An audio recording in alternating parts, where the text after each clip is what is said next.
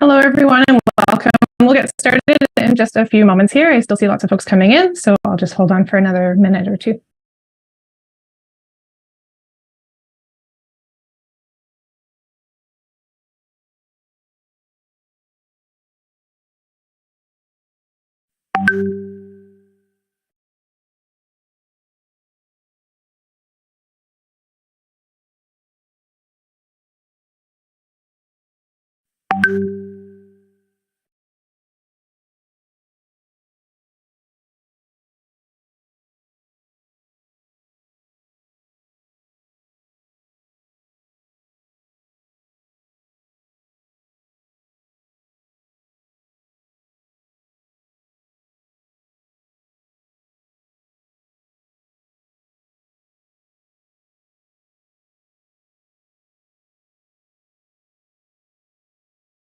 Okay, it looks like the number of folks coming in has slowed down, so I'm going to go ahead and get us started. I'm going to start by just starting the recording here, just so folks know today's webinar will be recorded.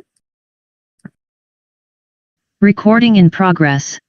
Okay, so we are recording, so I'm going to go ahead and get us started. So welcome, everyone. Thank you so much for being here. This webinar is being hosted by the Public Knowledge Project, or PKP, and we'll be talking today about Plan S compliance in Open Journal Systems, or OJS.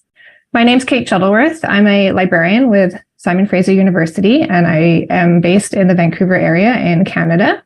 And I'm here today with my colleague Maria Maestrovska, who is a librarian at the University of Toronto Libraries, and we both also work with the Public Knowledge Project. So we're excited to be with you today to talk about the steps that journals can take to comply with Plan S requirements when using open journal systems. So just a note again, the webinar is being recorded, and we also have auto captioning enabled. So you should see a caption option on your screen, and that should be something that you can toggle on and off using the toolbar in your Zoom menu.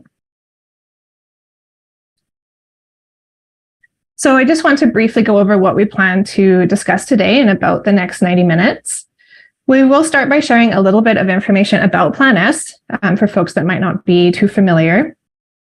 But I did want to note that Maria and myself are not affiliated with Coalition S or Plan S.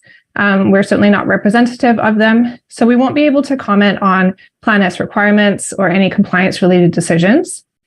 Instead, our expertise is with using open journal systems. So the focus today and the majority of time will be on addressing specific Plan S requirements in OJS.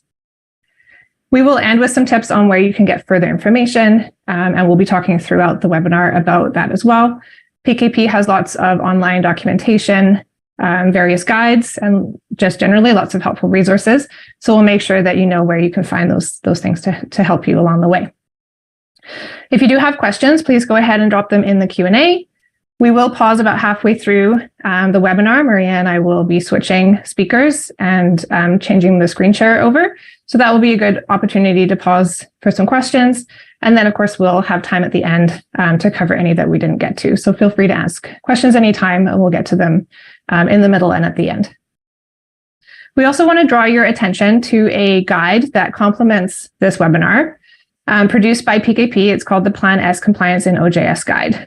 And we've put the URL on the slides here. So if you'd like to type this into your browser and get it open, you can follow along a bit with the webinar or have it for your later use as you're setting up some of the things we'll be talking about today in your own journal. So the URL is https://tinyurl.com/plansojs, all lowercase. So we will be covering a lot of the material that is in that guide today. You'll notice that some of the topics we'll be diving into could be covered in more depth. In fact, some could probably be a webinar on their own, but we have limited time today. So we'll be covering some things in not as much detail as you might need. So what you'll find is within the Plan S Compliance in OJS guide, there's links to additional resources and other guides that you can use to take you step by step through some of the things we'll be discussing today. I also wanted to point out that we'll be doing some live demonstrations today in a test journal in OJS. And the journal that we're using is in the latest version of OJS, which is OJS 3.3. If you happen to be using an older version, you might notice that some features look different and some features might not be available at all. So we do recommend, if you're able to, that you go ahead and upgrade your journal to the latest version, and that way you'll be able to take advantage of all of the features that we'll be covering today.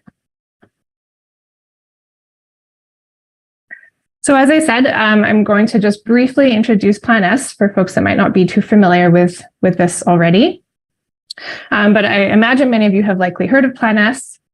Plan S is an initiative to promote open access publishing for publicly funded research. And the plan is supported by major research funders from around the world. And together, those research funders are known as Coalition S. Plan S was launched in 2018, and the requirements took effect in January 2021. It requires that authors who conduct research that's funded by Coalition S funders publish in journals that meet the Plan S requirements. So those requirements for journals are what we will be covering today. The plan consists of 10 principles. And Plan S has provided guidance on the implementation of Plan S, as well as technical guidance and requirements. So that's all I'm going to cover today about Plan S, but I do suggest that you head over to the Plan S website if you'd like to learn more. The technical guidance and requirements that I mentioned are available here on their website. And what we'll be covering today in terms of how to comply with these in OJS follows more or less what you'll find here on their website in terms of what those requirements are. So I will point you there to learn more about Plan S and their specific requirements. And now we'll focus on what this looks like in open journal systems. So briefly, I'll just, again, draw your attention to the guide and tell you a bit more about it that PKP's produced that, again, sort of accompanies this webinar. The guide provides specific guidance for OJS journals who are looking to ensure that they're complying with Plan S requirements. As I said, it sort of follows more or less in order the Plan S technical guidance and requirements, and it also links out to relevant PKP documentation on specific topics. And as I said, the webinar today will cover much of the same content as the guide, but the guide goes into a bit more detail and provide some additional links. We will be starting today with the criteria that are required by Plan S, and then later on we'll talk about some of the criteria that are just recommended by Plan S. Okay, so with that, I want to take us into our first set of requirements for Plan S that journals should be aware of. And the first is just generally managing some policies in your journal. So specific policies, of course, are set by individual journals. So we won't go into too much detail about what those policies will look like or what they will say beyond what Plan S requires in terms of journal policies. But rather, we want to look at where you might put this information in OJS and specifically in the most recent version of OJS. So we've grouped these policies roughly into two categories. The first is review and editorial policies, and the second is open access, copyright, and Creative Commons policies. So Plan S requires certain types of policies, and specifically, they're looking for details about the type of peer review that the journal conducts, the publication frequency of the journal, some guidelines for authors, codes of ethics, which might include things like a statement on plagiarism and conflicts of interest, as well as editorial statistics that need to be published on the site. And we'll look at the statistics piece a bit more later on. PKP does have a guide on journal policies and workflows as well. If you're looking for some more guidance on what these policies might look like, that's linked from the Plan S compliance guide as well. So there's a few different places you might place this information in your OJS site, and I will take us into the demo site to look at these in a moment. But one place that journals quite often put these policies is in the field called About the Journal. And this is its own field in the dashboard, but it creates its own web page on the main navigation on your journal site. You might also want to have a separate web page and call it something like Journal Policies. So I'll show you how you can set up a custom page. For things like author guidelines, there's also a separate field in the system. You'll find it in the workflow settings under submission. And again, I'll point that out in the demonstration journal. And for guidelines for reviewers, you might put that in the workflow settings under review settings. And then additionally, you might have a public statement about how review is conducted. And that could go in any of the fields mentioned here about the journal or a separate page. So here I just have a couple of screenshots, but again, I'll take us into the live journal as well. So this is a sample of an About the Journal page. And what we've done is just created some headings for different types of policies the journal might have. So for example, you can see the peer review process, the publication frequency, author guidelines that are all required by PlanS. My circle moved here, but this is an example of review and editorial policies on a custom journal page. So instead of about the journal, here I've created a separate page in the navigation, called it Journal Policies, and this just has the same information as you saw before on the About the Journal page. As I mentioned, in the workflow settings, there's a place for you to place author guidelines, and these get published on the submissions page on the site. So information for authors. And then information for reviewers can go in the review guidelines, and this gets seen by reviewers when they log into the journal after they've been asked to review.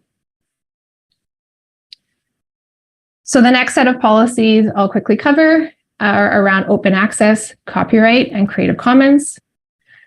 So for open access policies, the nature of your policy might vary somewhat depending on whether your journal is subscription-based or fully open access.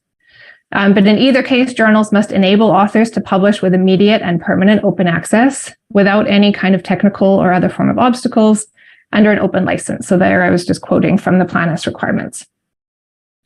So for subscription journals, what this means is they must allow authors to self-archive the author-accepted manuscript or the version of record in an open access repository at no extra cost and with no embargo. So there can't be a delay to making the work open in a repository. And for open journals, this would mean publishing the work with an open license directly on the journal site. And in either case, or in both cases, the published article must be immediately available, open access, under an approved license. So we'll talk more about the open licenses in a moment. So that's whether it's published openly in the journal or placed in a repository with that license. So in both cases, journals should develop a transparent open access statement outlining these policies and place this on the journal website. Again, this could go in the About the Journal page that we looked at earlier. It could have its own heading, or it could go on a custom page with other journal policies or on its own page, whatever the preference is. Another thing I'll note here, and I've flagged that this is just recommended by PlanS rather than required. It's recommended that journals register their policy around self-archiving. So for subscription journals, this would mean covering the requirements that I just mentioned, where authors are permitted to self-archive the version of record in an open access repository immediately upon publication. For open journals, they can have a self-archiving policy as well. This is often a straightforward policy since the work is already open. Some journals will even allow the published version of the work to be posted in a repository as long as the original publisher is acknowledged. So the tool that is recommended for registering this policy is called Sherpa Romeo. It's a tool that authors can use to check the self-archiving policy of a particular journal. So when they're choosing where to publish, this might be one of the considerations. So this is where PlanS recommends that journals place their self-archiving policy. So I'm just going to open it up here so you can see what it looks like briefly. And if we quickly search for an open journal, we can see the record that they have in the system. So they have their publisher policy, and then they have a separate policy for each version of the paper that can be deposited. It shows, for example, no embargo, the license that will be used, and the location where this work can be placed, in, for example, in an institutional repository, and then so on to the accepted version. Just to give you a sense of what that looks like. And on this slide, I just have a screenshot of what we just looked at. So I'll just breeze through this. But again, just example of an open access journal self-archiving policy in Sherpa Romeo.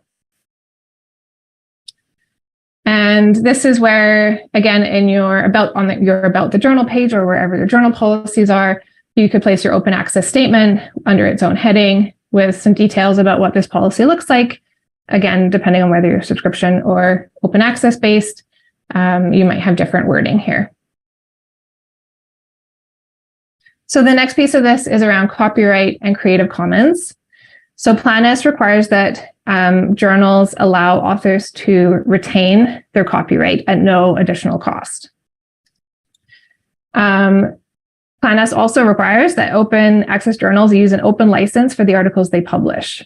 So this license will give permission to the public to share and adapt the work for any purpose, including commercially, providing proper attribution is given to the author. And as we've heard, for subscription journals, this means allowing authors to deposit their work in an open access repository, which uses one of these approved licenses.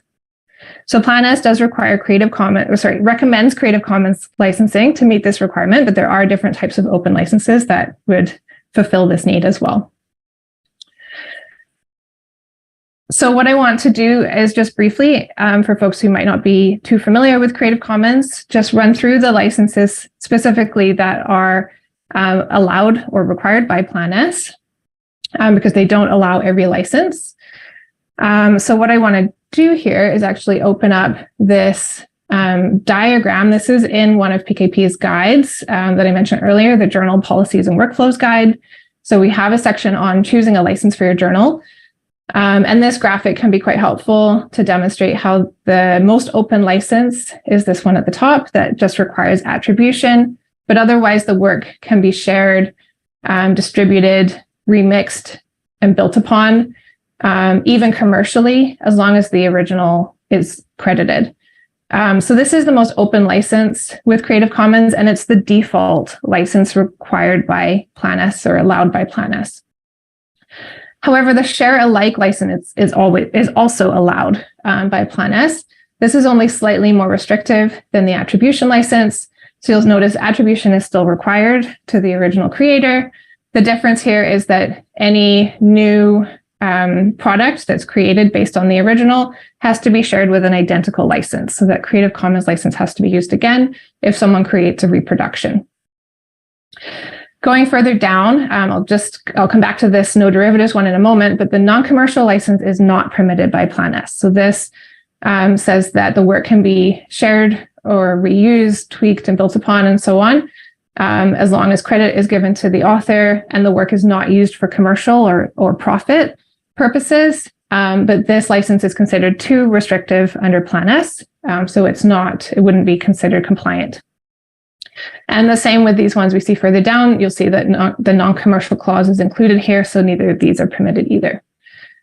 The no derivatives license, however, is permitted on a case-by-case basis. If there's a rationale for why it's needed, an author can get permission from their funder to publish using a no derivatives license. So what this means is, again, attribution is required, but in this case, the work can be redistributed exactly as it is, but it can't be modified or built upon. It has to be unchanged when it is redistributed or shared. So that license is sometimes allowed, but permission is needed. So just to recap from the slide here, the default license is the Creative Commons attribution, the most open license the most open that requires an attribution. There is a license that does not require attribution called CC0, and that is essentially dedicating the work as public domain. So that would mean that the work could be distributed and shared without giving attribution or credit to the original creator. So that one is, I would say, less common. Most journals would go with the attribution license. The share alike is also allowed, where the work has to be shared again with the same license. The non-commercial license is not permitted, and the no derivatives license can be requested with justification for an individual article with permission granted by the funder. So what I'm sharing here on the right is just an example of how this license will look on a published article page. So you can see some copyright details, including the author owning the copyright. You can see the symbol that goes with this license, the name of the license, and this links to the Creative Commons website for more details. And then the description is just straight from the Creative Commons site. And I'll show you where you would put this information, just describing to readers of the work what they are allowed to do in terms of copying and redistributing the work according to this license.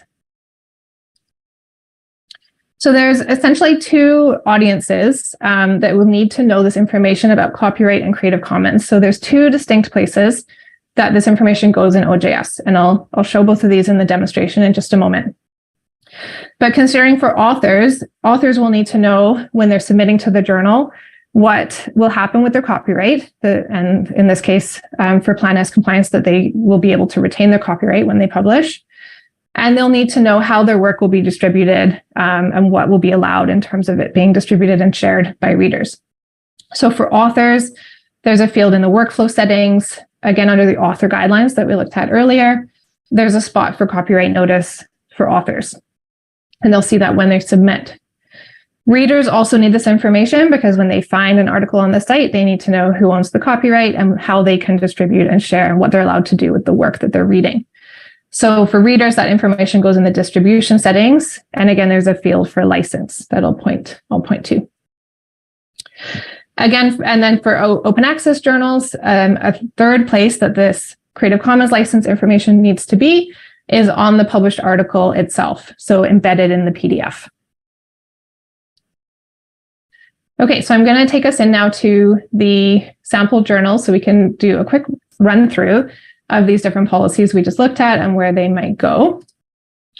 So here we are in our test journal, and I want to start us off on the home page and just take us into the About the Journal page that I've mentioned a few times. So this is where I've put some headings and laid out some of these policies around open access and things like this. And our statistics are down here. And then I also mentioned it's possible to put these policies on a separate custom page. So I've sampled that here, and I'll show you where you would create that in the dashboard. And then the other piece I'll point to is on the submissions page. This is where we have our author guidelines and our copyright notice for authors. If we head over to a published article, we can see the license and copyright details for readers that I mentioned as well. So I'm going to go ahead and take us into the dashboard. And so the first thing I'll take us to is the About the Journal section. So that's in the journal settings. And just right here where it says description about the journal, this is where I went ahead and added some headings and put in my policy text. And I'll just point out you have the ribbon here for formatting, and you can also use HTML for formatting if you know some HTML.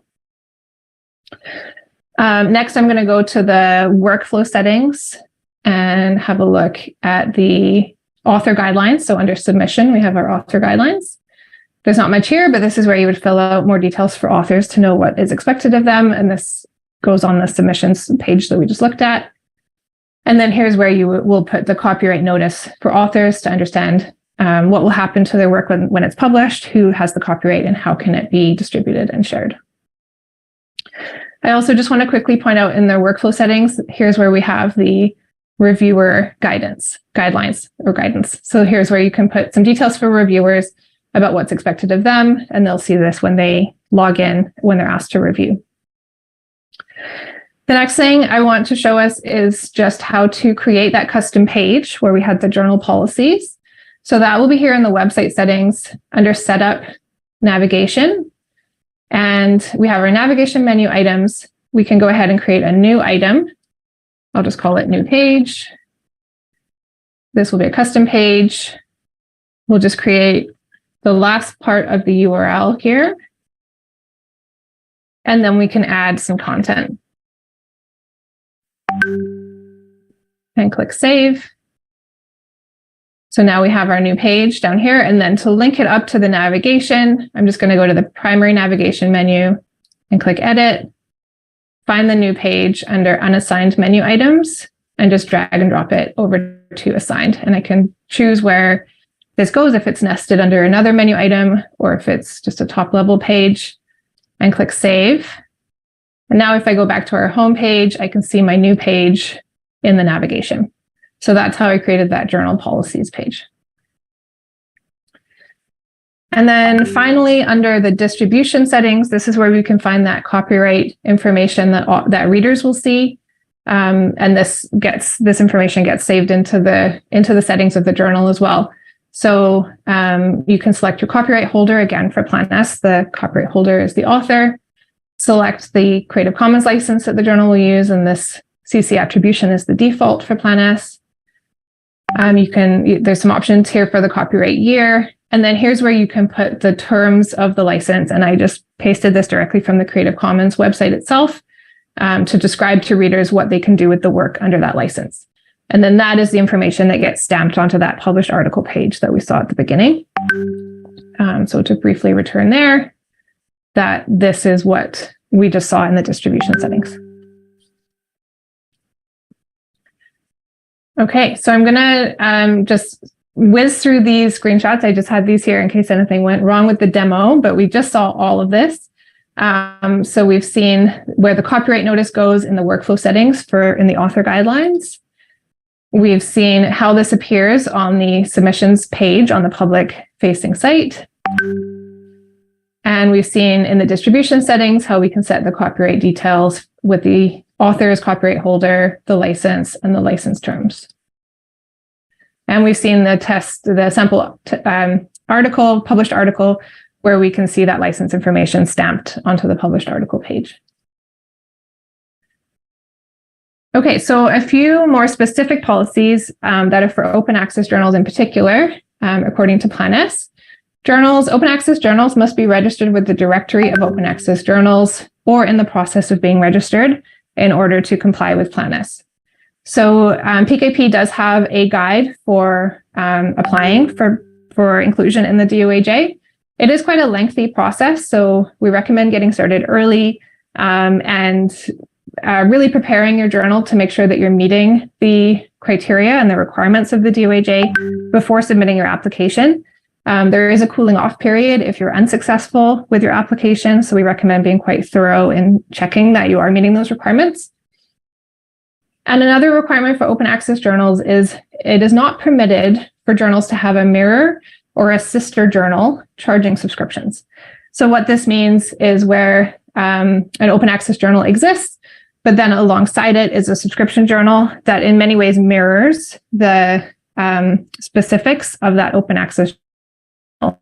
So often it means the journal has a very similar title to the open access journal. It might have the same or a very similar editorial board, similar policies, publish similar work, and so on. So it's very similar to the hybrid model of publishing, where a single journal publishes both subscription and open articles. In this case, you would have two separate journals that sort of mirror each other. And Plan S does look out for this, and it would discredit the open access journal from being compliant with Plan S if this was the case.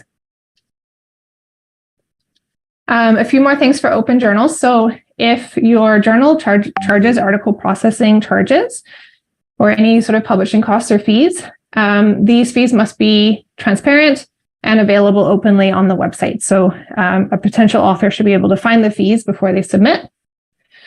Plan S also requires that journals provide waivers for article processing charges for certain authors and discounts for others. So there's some, again, I'll point you to the Plan S requirements themselves to see what this looks like. But essentially for authors from certain low-income countries, waivers and discounts are required by Plan S. And they have specifics of what those countries are. And the details about the options for applying for those waivers or discounts must be, again, available on the website and provided alongside the details about what those charges and fees are. So I'll take us to the sample journal again to demonstrate this, but I just have a couple of screenshots about where you would go to waive that fee if you are a journal charging subscriptions. So essentially, when you reach the point where you are accepting the article and emailing the author to let them know their article has been accepted, so this is after peer review, you'll have the option to either charge the fee or waive it. And then there's also another place where you can do this at any time in the submission under the payments tab. So just to show you this in the journal itself, if we go to an article that is in review or reviews are completed, and we go to accept the submission, it will give us the choice here to request the fee or waive the fee. And then, as I say, at any time up here in the payments tab, we can also just click waived and then save.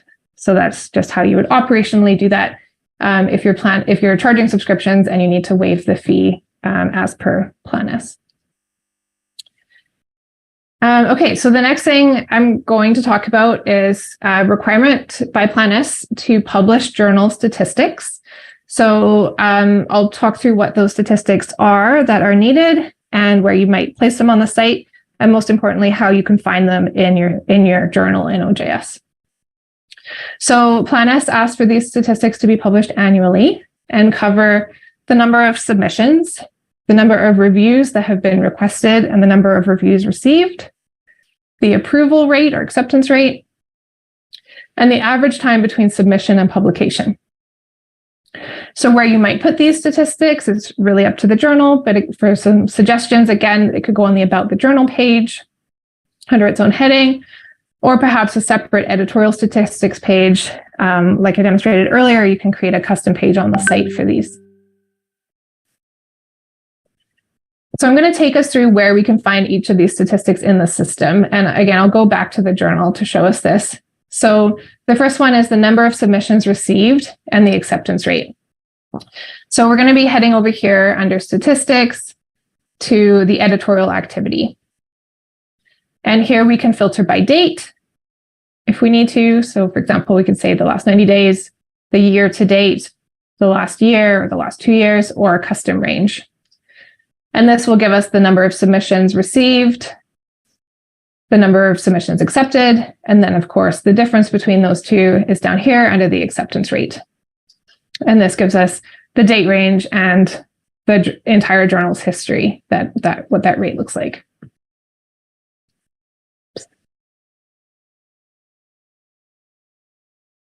Now, for the number of reviews requested and received, we'll need to go to the review report and download that. So that will be here under reports. We would simply click review report and it will download into a spreadsheet on your computer.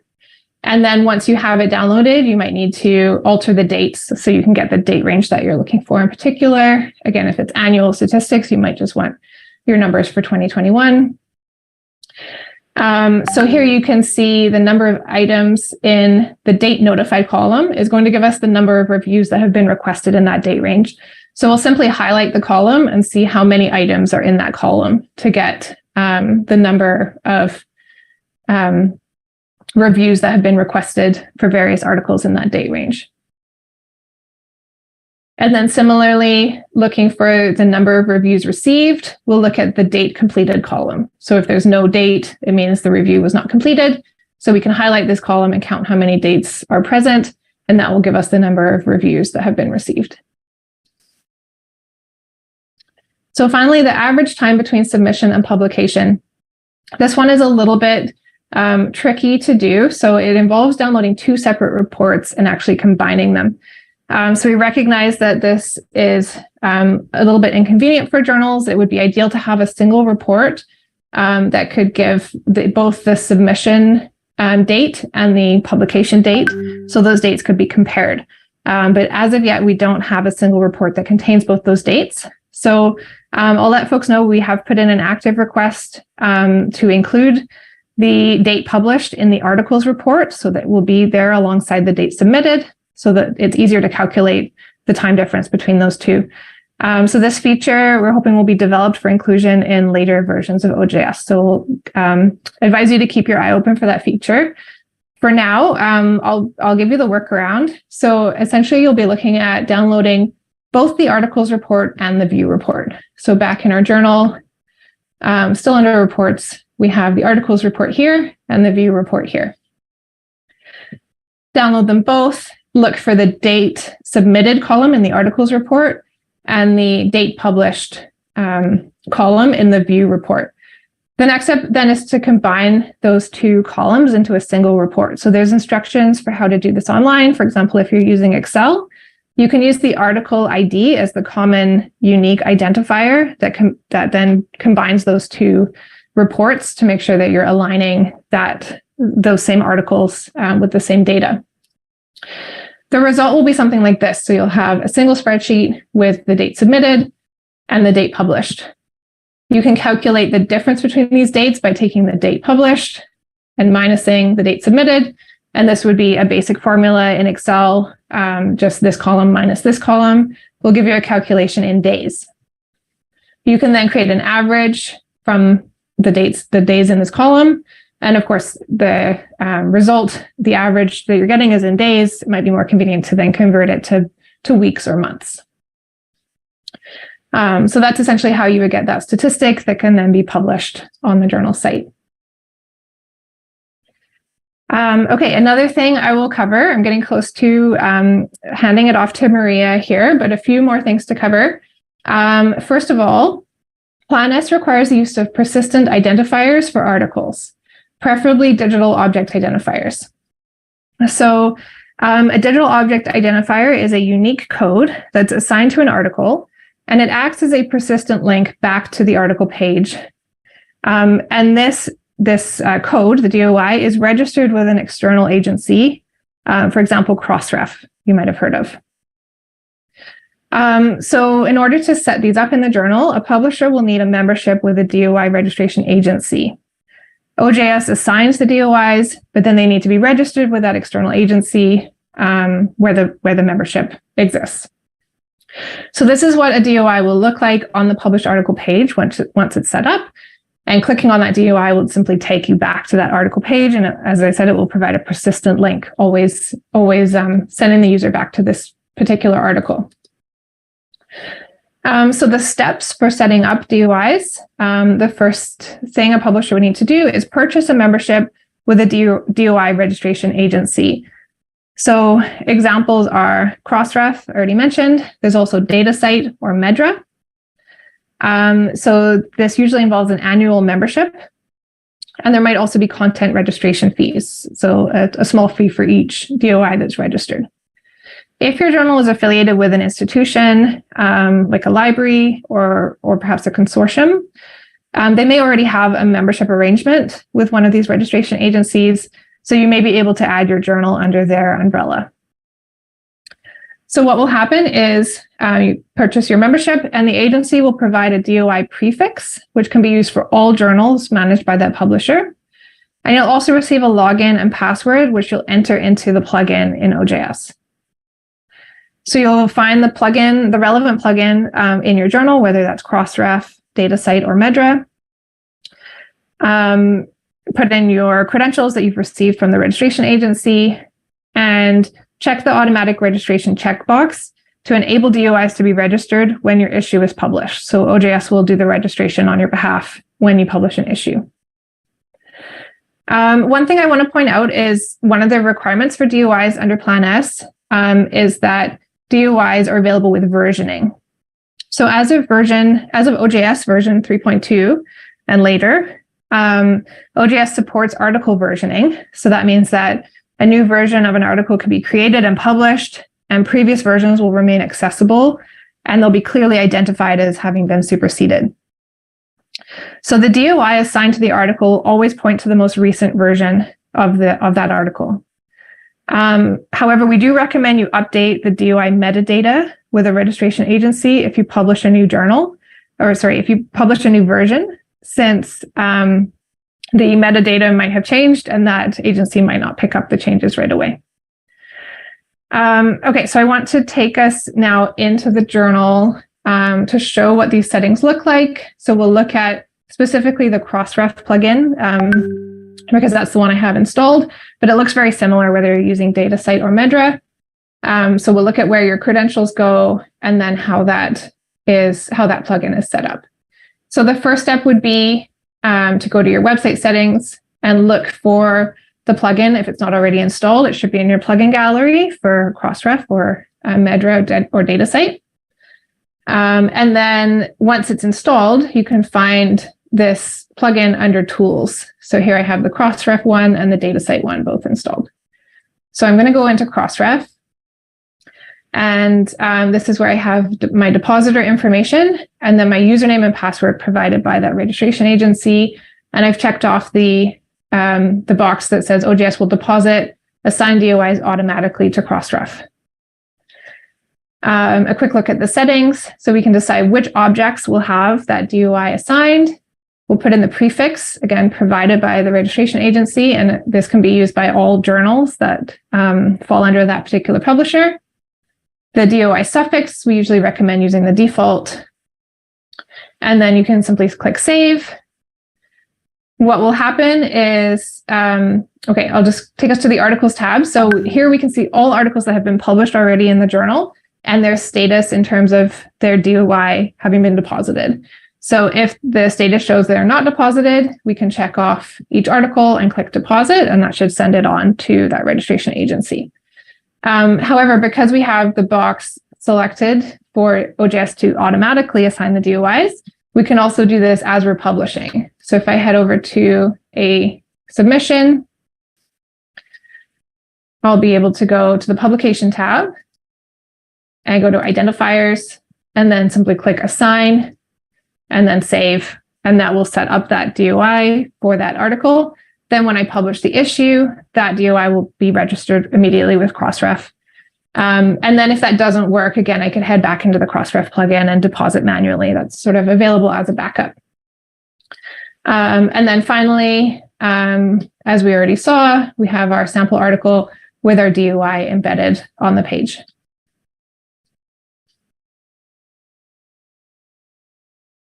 Okay, so that's a screenshot of what we just saw in terms of assigning the DOI. Okay, and then I think this is the last thing I'll be covering today. So just a note about article metadata. So Plan S has a requirement that journals have high quality article level metadata. And this might sound a little bit vague, but we do have some guidance here on what this means and how to make sure that you're meeting this requirement. So PKP has a metadata better practices guide. So I would recommend, again, it's linked from the Plan S compliance guide. Recommend taking a look at this, and I've highlighted a few considerations just to give you examples, but there's lots to consider here. So for example, making sure that the metadata or the information about an article that's published on the article PDF matches exactly the information that is inside the journal metadata fields. So for example, if there's a slight difference in the way the title is worded or a slight difference in an author's name between the PDF and the record in the system, that creates a discrepancy in the metadata that can cause issues downstream when that information is sent on to other agencies such as Crossref.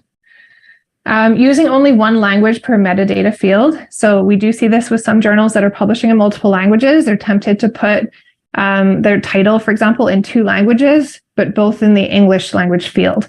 Again, that creates problems downstream. It's confusing for the end user to see what the title is if it's combined in more than one language in the same field. So we have solutions for this in terms of having a multilingual journal and having multiple title fields. So that, again, is available in the guide. And then just reviewing article metadata prior to publishing. It is possible to make changes to metadata after publishing, but again, it can take time for those changes to catch up if the metadata has already been picked up by other agencies. So ideally, making sure that everything is confirmed before publishing, so those changes aren't needed. And then a few specifics about the metadata required by Plan S. So Plan S does require that information about funding for the research, specifically Coalition S funding, be published. So at a minimum, the name of the funder and the grant number or the identifier. So OJS has a plugin called the funding plugin that can request this information from authors when they submit and also publish it on the article page. And I won't go into this in too much detail right now because this will actually come up again when Maria is speaking. We'll be talking about a requirement for persistent identifiers for funders, and so she'll demonstrate the plugin at that point. Plan S also requires that metadata be in a standard, interoperable, non-proprietary format. And this is something that that journals don't really need to worry about when using Plan S, when using OJS. OJS metadata already meets this requirement. OJS uses several different metadata standards, and they all comply with this requirement for being interoperable and non-proprietary. So this is just something that OJS takes care of on your behalf. And then finally, Plan S requires article metadata to be released under a CC0 public domain dedication. So we suggest just adding a brief statement on your About the Journal page or somewhere else on the site that just specifies this in particular, that the metadata is available under CC0 license. So here I have an example of just placing this in the open access statement as a brief note at the end. Article metadata is published under a CC0 public domain dedication. Okay, so I am going to pause here for questions, and while we just switch over our screen share. Thank you, Kate. We did receive a few questions. I'm going to read them out for you and for everyone's benefit. So the first question is pretty straightforward. Are we going to share this presentation? That is, we can definitely answer that. Absolutely. So we plan to share both the slides and the recording from today's session. The recording will actually be added to the guide that we've been sharing on the slides. So the Plan S compliance guide will include the recording from the webinar. Thanks for asking that. Perfect. Another question is PKP considering developing a plugin to automate the publication of editorial statistics? Also a really good question. I have not heard of a plan to do this. So at this point, the editorial statistics page is the best place to see the sort of quick find statistics, but it does not publish the statistics to the journal site. So I guess my answer is I don't know if there are plans underway. I haven't heard of any. It's certainly something we could bring forward or perhaps earmark for a sponsored development project if someone wanted to work with PKP on that. Thank you. Another question. When publishing a new version, did you say that the DOI needs to be redeposited in the Crossref plugin? So just click deposit again or manually update metadata directly with Crossref? That's a good question. And without sort of testing it, I have to say I don't know for sure. Maria, do you happen to know if you would need to redeposit? Yeah, it's as simple as that. You just go to the Crossref plugin, you select that article again, and you just click deposit, and the metadata will be updated. You do not need to do it on the Crossref end, although you certainly can if you're a glutton for punishment. So we received a question that I'm not sure I understand. What has been the biggest challenge regarding the lead time of articles? If the person who asked this question would like to add more details to help us understand it, then please go and submit another question and we will look at it then. I'm going to now move us ahead into the second part of the presentation. Give me a moment to share my screen. Thanks, Maria.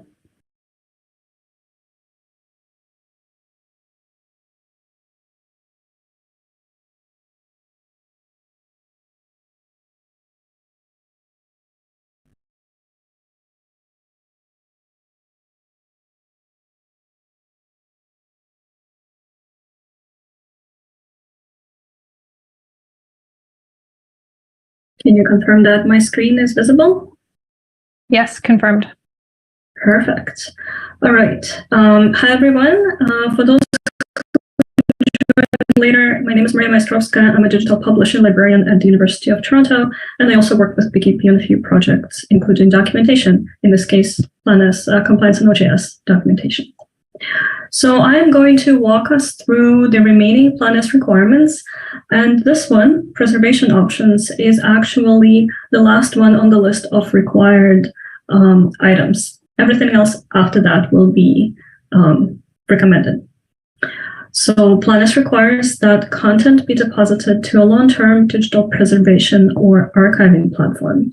And to achieve that, OJS comes with a PKP Preservation Network plugin. Some of you may already be familiar with it. It is free to use for all OJS journals. You don't need to be paying for hosting or hosted by an institution. You just need to have OJS versions 3.1.2 and higher, an ISSN, and you need to have published at least one article. So I'm going to jump into our test journal just to show you how to enable it. Under our distribution settings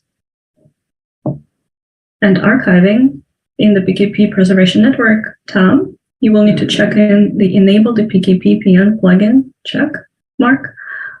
This is not the only thing you need to do. Additionally, you will need to go to plugin settings and agree to each point under the terms of use. If you already have published issues, they will get deposited into the preservation network after a while. So be prepared to be patient. It may take a few weeks for them to be picked up. And newly published issues will be deposited when they are published, once again with a bit of a delay. In order to check the preservation status, we will go to the plugin settings. That's under website plugins. I'm just going to do a search on page. That's the easiest way to get to the plugin I need. Here under PKPPN plugin, I'm going to look at the status. And in this grid, that's where the status of each issue's deposit will be reflected. Now, in addition to PKPPN plugin, there are a couple of alternative services, locks and clocks, and all of them, including PKPPN, work in the same way. They are dark archiving options, meaning that your journal's content will not become live until a trigger event that indicates that the journal is no longer publishing. In order to enable locks and clocks, you would also do it under the archiving tab. And just like PKPPN, it's just a checkbox you need to check, but you do need to have membership with those respective networks in order for this to work. And if you're curious, locks stands for lots of copies, keep stuff safe. That is the preservation approach where copies are distributed across a network of nodes that is maintained by different institutions. Portico is another archiving and preservation options. Just like locks and clocks, it requires membership and annual fees, but it's a little different in the sense that the export happens through the Portico plugin. So the process actually is quite similar to the DOI registration through Crossref plugin that Kate just demonstrated. That is all I have to say about preservation options. If you have any questions, please put them in Q&A. I'm going to go ahead and move us along. And now we are going to be looking at recommended Plan S criteria. So everything from now and until the end of the presentation is not a requirement. One of the things Plan S recommends is using persistent identifiers for authors, funders, funding, programs and grants, and institutions. This is different from persistent identifiers for articles, such as DOIs, which were on the required list. For each of the persistent identifiers that Plan S wants us to use, authors, funders, and institutions, OJS has a corresponding plugin, and I will show you how those work. So for authors, we have ORCID ID. Many of you may already be familiar with what that is. It is an alphanumeric identifier that serves to disambiguate author name variants or to bring together publications by the same author where the name may have changed. What ORCID plugin in OJS does specifically is it shows the ORCID ID next to the author's name on the published article page. It allows editors to request ORCID authorization from authors and contributors, or it can send automatic requests. And when a new user creates an account with OJS, it allows them to log in with their ORCID ID and pull some information from their ORCID record, such as their name and affiliation, depending on what information they made public in their ORCID record. Now, all of that you can use with the free public API. There are additional functions that you can use with the member API that does require payment, and member API may be available to you through your institution or through your provincial or national consortium. For example, here in Canada, where we have ORCID CA consortium that negotiates better membership prices for consortium members. Obtaining the credentials and using ORCID ID plugin is spelled out in much detail in our ORCID ID plugin guide, which is also linked from the Plan S Compliance in OJS guide. But I'm going to just show you briefly where all of that lives in OJS. So I am here in my plugins menu under website settings, plugins. And this is my ORCID profile plugin. In order to enable it, if you're doing it for the first time, you need to already have your API credentials. OJS will not allow you to enable it if you do not have the credentials.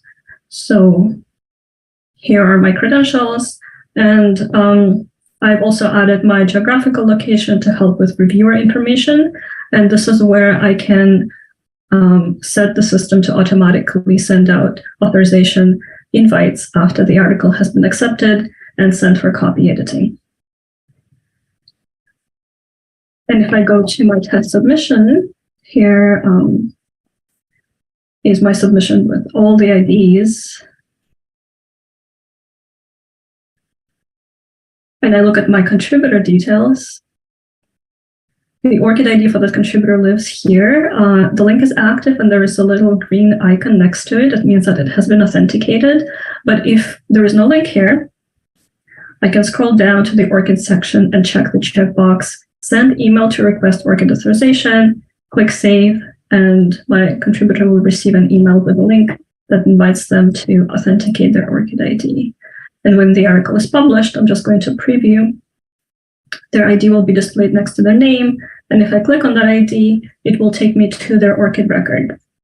In this case, this is just a sandbox, so there isn't much here. But in real life, that would be their ORCID record. All right, that's all I have to say about ORCID. Now I'm going to move on to talking about persistent identifiers for organizations. And this is achieved through the ROR registry. ROR is the Research Organization Registry. It's a community-led registry of unique identifiers for every or almost every institution, organization in the world.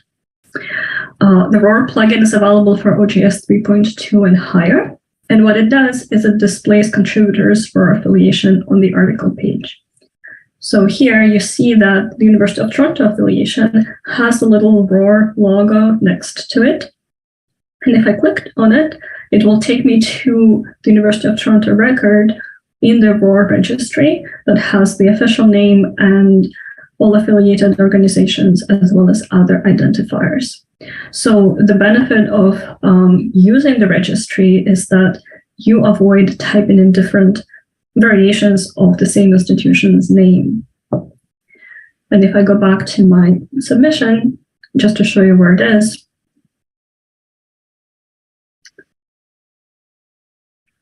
once again, it's under my contributor details. And here, normally, your affiliation only has one field where you would free type the name of the institution. But once you have the ROR plugin enabled, you can look up the institution's name and pull the official name from the registry. So, for example, I'm going to type University of Bern. It looked it up. It found it. If I click on it, it adds the official standardized name as well as the ROR number.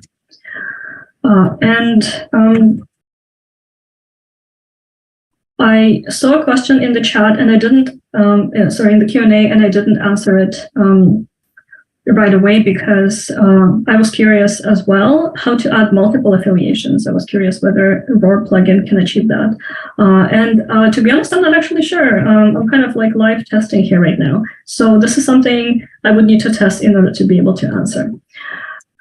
But for now, if we were to enter this and save, it would be reflected on our published page right here. All right. I'm going to look it up afterwards, I promise. Now, moving ahead to our persistent identifiers for funders. That is the funding plugin that Kate mentioned before, and now I'm going to show it in a bit more detail. It pulls funding data from the Crossref registry, where funders have DOIs, much like articles do.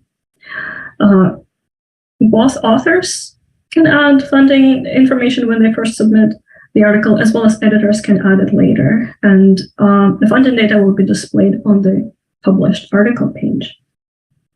So once again, let's take a look at our article. Once I have the funding plugin enabled, it adds this funding data tab under my publication section. And if I go there, that is where I will see the information that author entered when they made the submission, and I can edit it or delete. As well, I can enter funder data myself. For example, I'm going to enter SSHRC. This is one of the Canadian federal funders. And I can enter grant numbers. So if I want to add multiple, I just need to add a comma and add multiple grant numbers, save.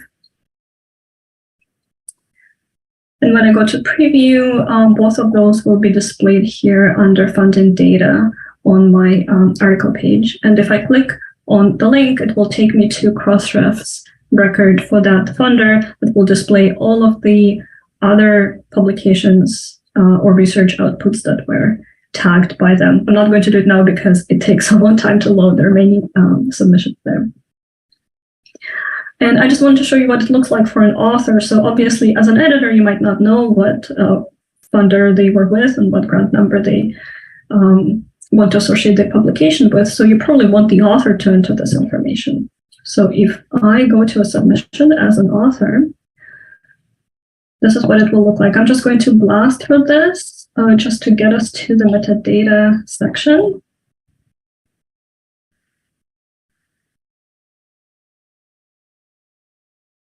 Save and continue. I'm going to upload a file. So this is our metadata section. Normally, you would enter title and abstract and contributors as usual. And you will notice that now we have this funding data section here added by the funding data plugin. Sorry. And this is where the author will be able to enter the funder, look them up, enter the grant numbers, etc. All right, that is all I have to say about the funding plugin. If you have questions about that, please put them in the Q&A. And I'm going to move ahead to the next recommended criterion for Planes, which is full text JATS XML publishing. This is one of those topics that could be a workshop or a series of workshops on their own, so I'm definitely not going to cover it in full. What I'm going to say briefly is that just like with other format publishing in OJS, the formatting of your article usually takes place outside of OJS. So you would get to the point where you are past copy editing and you're ready to send your article for layout editing and typesetting. You would take that file from your editorial workflow in OJS, send it to your typesetter, and when you are ready, when the file is laid out and you have your XML file, you would upload it back as a galley. So here in my test submission,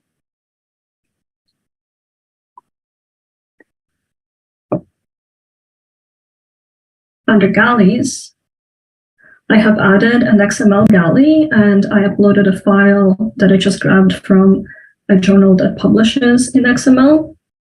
And when I go to preview, it is displayed next to my other galleys. And when I click on it, the XML viewer actually takes that XML file and displays it as HTML for the viewer's sake. And I believe this was prepared by a professional typesetter.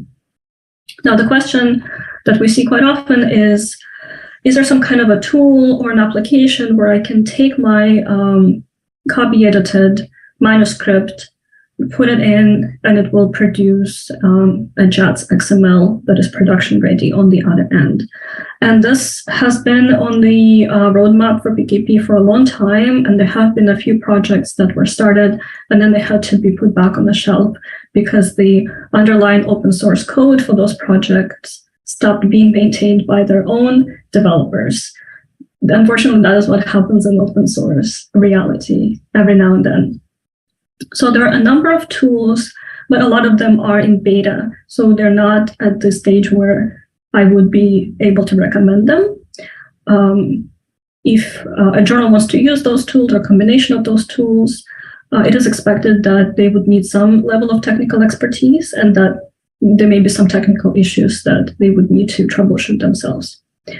So if you're interested in checking out those tools and seeing if any of them work for you, this Who is Who in JATS report from 2019 has been prepared by PKP partners. And once again, it is linked from the Planes Compliance and OJS guide. And yes, you can take a look and explore this further.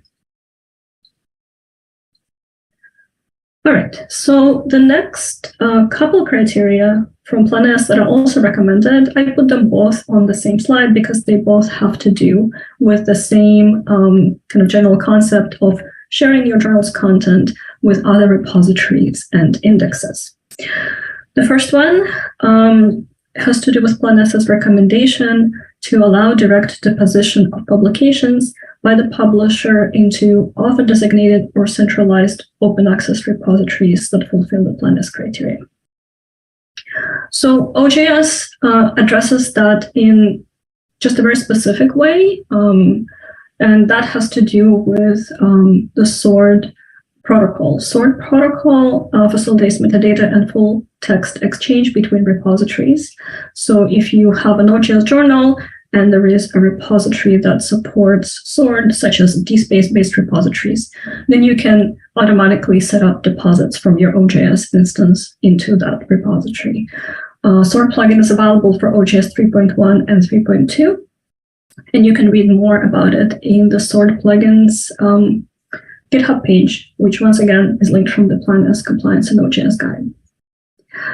Another thing that has to do with exchanging your data is Plan S's recommendation for journals to be compliant with OpenAIRE guidelines for literature repository managers. This involves providing your metadata in a specific format to be harvested by the OpenAIRE infrastructure. For those of you who don't know, OpenAIRE is a European initiative that collects and shares metadata and fountain data about open access publications. So OpenAIRE does not need your full text articles. It only wants your metadata. It will link back out to your journal for full text. And it wants metadata in the specific format, OAI OpenAIRE JATS, that is delivered through OAI PageImage. It means that this is a passive harvesting. You will not need to do any exports. Once you have it all set up, the metadata will be harvested from your journal, and you won't need to do anything else. So what the OpenAIRE plugin for OJS does is it adds this format to your OAI PageImage feed. It adds core resource type vocabulary to your journal section details. And this is where our funding plugin comes in for the third time, because if you use the funding plugin, then the funder information will also be added to your feed and delivered to OpenAIRE. So let me show you where all of that lives and how to set it up. So first of all, we need to make sure that our OAI PageImage feed is enabled, and we can check this under distribution, access, enable OAI, check that it is enabled. I believe it is enabled by default. And if you also want to see what your OAI feed looks like, you can just add OAI at the end of your journal URL, and it will take you straight there. And under metadata formats, you can also see the different formats in which your feed is provided. Here is our OAI OpenAIRE JATS that is added by our OpenAIRE plugin because I already have the plugin enabled. Now, if you're wondering why this looks so terrible and not at all user-friendly, that's because this format is for machines to talk to one another and to exchange data between them. So chances are you will not need to look at it again. So another thing I mentioned that the plugin does is it adds core resource type vocabulary to your journal sections. So under sections, if you go to edit, you will see that there is this drop-down now that allows you to select which of these vocabulary resource types corresponds to your journal section, and it will be included in your OpenAIRE feed. So after you set all of that up, obviously the key thing here to do is to actually tell OpenAIRE that you want them to harvest you. And how to register with OpenAIRE is covered in detail in the OpenAIRE plugin guide. All right, we're close to the end. I think I only have 2 left. Another recommendation by Plan S is to link to available research data that corresponds to the scholarly article that your journal is publishing. It is very easy to achieve in OJS by using a remote galley. So let me show you how it's done. I'm going to go into my test submission again. And I'm going to go to galleys. So this is where I created a galley that I called data, but I'm not going to upload my data into OJS. I could if I wanted to upload it as a supplementary file, but maybe you don't want to because it is too large. Maybe you want it to reside in a data-specific repository that has more data-specific functionality. So in that case, you can check the checkbox that says this galley will be available at a separate website and then link that website. So in my case, I'm linking the dataset in Zenodo. And when I go to preview, this galley will be displayed alongside other galleys. And if I click on it, it will take me out to that dataset in Zenodo. Now, there is also a plugin in development that will allow authors to deposit data into a Dataverse repository upon submission. So keep an eye out on it. And finally, I believe this is the last on my list. PLANAS recommends that journals provide open citation data in a way that is shareable, freely accessible, and reusable according to the standards by the Initiative for Open Citations. So if your journal is open access, it does not automatically mean that your citations are open or can be reused by others. So there are a few additional steps you will need to take. Crossref manages citations through their Cited By service. If you already are a Crossref member, then using the service is free for members, and it is also optional, so Crossref will not actually force you to it. Since 2017, all new members' references are open by default.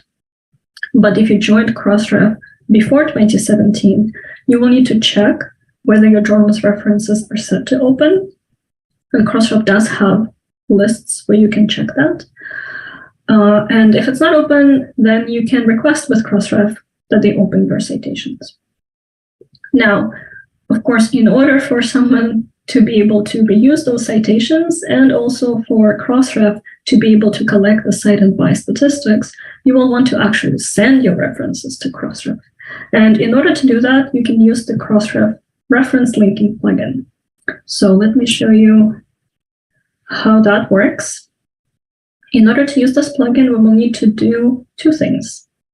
First of all, we're going to enable the plugin, and it lives under all of our plugins. Here, reference linking, you just need to enable it. The settings tell you what is going to happen, but there isn't actually anything you need to set up. And very importantly, in order for this plugin to work, you need to have your references in a separate metadata field. So under our workflow, metadata are multiple fields that we can enable or disable that are offered to authors when they start a submission. And one of those fields is references.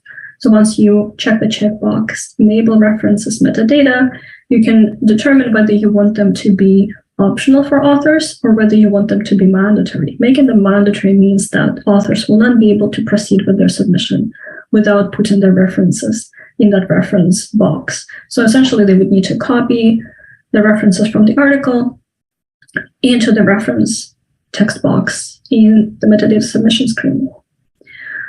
And later on, when the article is going through all of its normal course, as editors, you can also check those references, and you can make sure that they were entered appropriately. So here under publication references is where I copied and pasted my references from the article.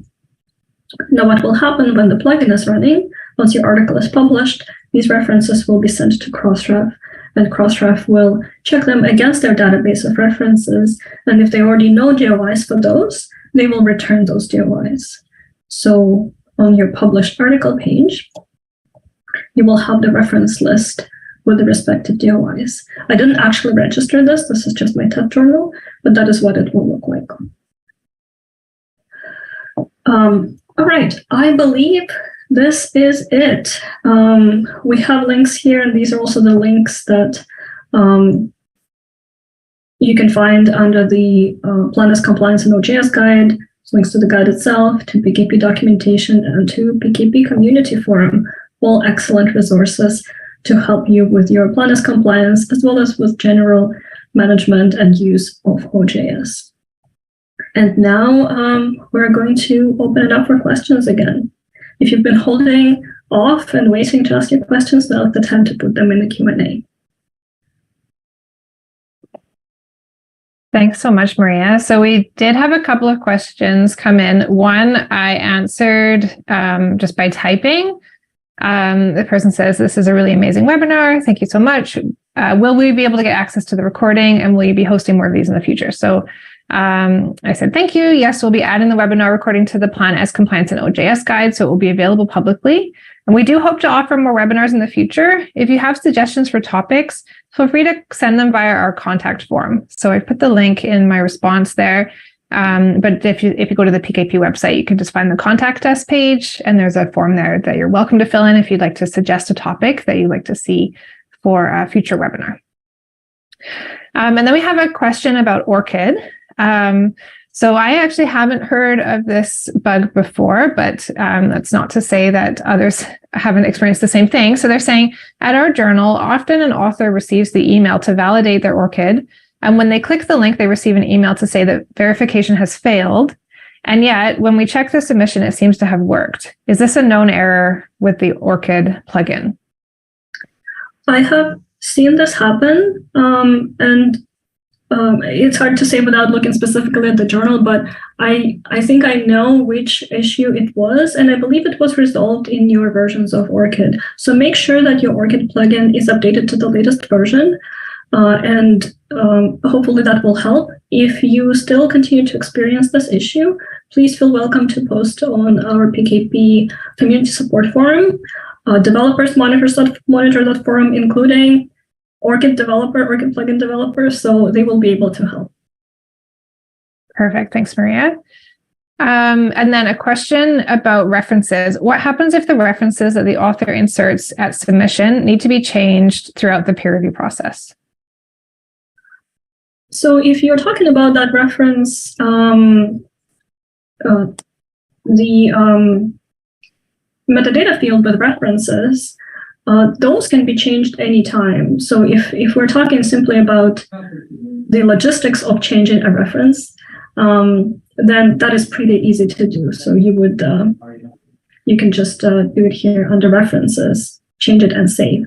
Now, of course, this is something that you would want to coordinate with the author, right? If they have indicated that a reference needs to be changed, what does that mean for the publication? If that reference was kind of one of the bigger underlying pieces of information that they used to structure their article around, and then suddenly they want to change that.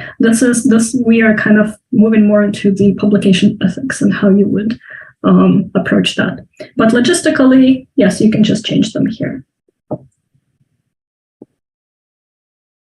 Perfect. Thank you. A few folks saying that they enjoyed the webinar, so that's really great to hear. Thank you so much. Okay, this is a question about distribution settings and copyright and licensing. So in the OJS distribution settings, so this might be one for me to answer, Maria. In the OJS distribution settings under license, I don't understand how you could have the copyright holder set to journal and also have checked a Creative Commons license. My understanding is that a CC license includes the attribution part to the author that, if I'm not correct, can't be transferred to the journal. Only the distribution part can be transferred, right? I would have thought only the author can set dispositions for attribution since this part belongs to them. So it's an interesting question. So I guess I'll just return to one of the requirements of Plan S actually is that authors retain copyright. So this might just clear up this question. The journal is not permitted to retain copyright according to Plan S requirements. However, I would say Creative Commons can apply regardless of who owns the copyright. They are two distinct things. So if the journal did retain copyright, they actually could set a Creative Commons license.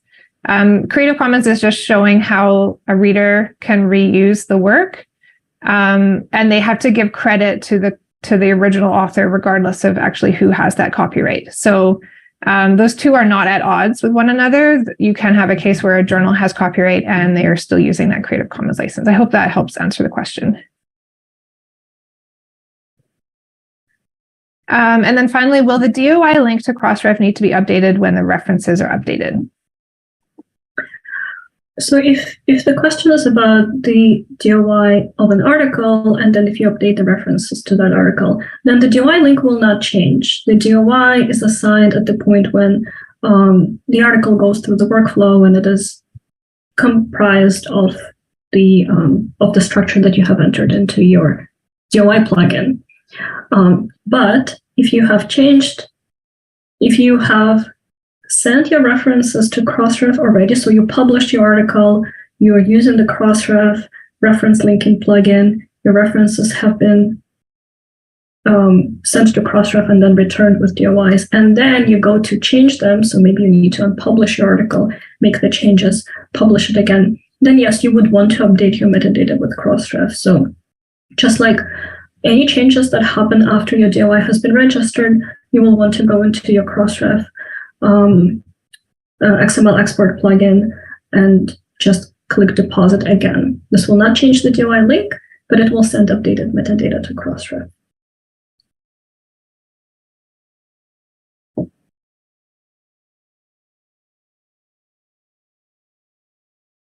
Thanks, Maria. And the last question, I was actually just trying to look for an answer to myself. Is there a database of Plan S compliant journals? I believe Plan S has a tool. Let me just jump to the Plan S guide we have under relevant resources. So they have this journal checker tool for Plan S compliance. I am not sure that it is a database per se. They also have Plan S compliance service.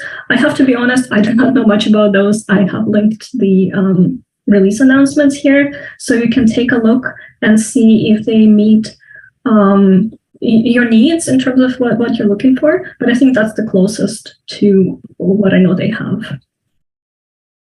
I did find a journal checker tool on the Plan S site. Is that one of the resources there? Okay, perfect. Yes, yeah. This is one of those. Yes, exactly. Okay. So it looks like that's what's available right now.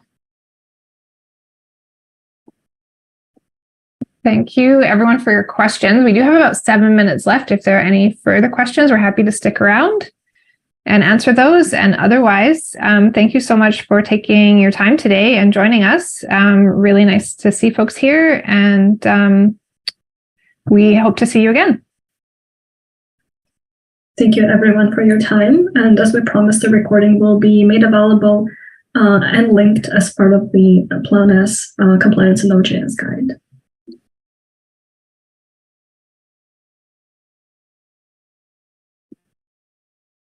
Recording stopped.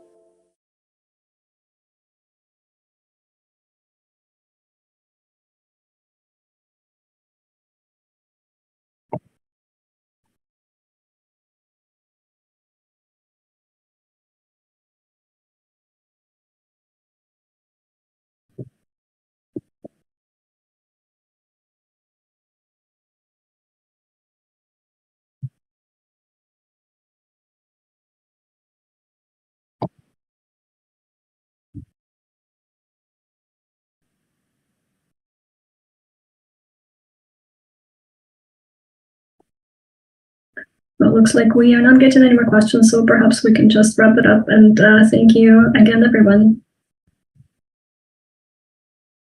All right. Thanks, everyone. Enjoy your day.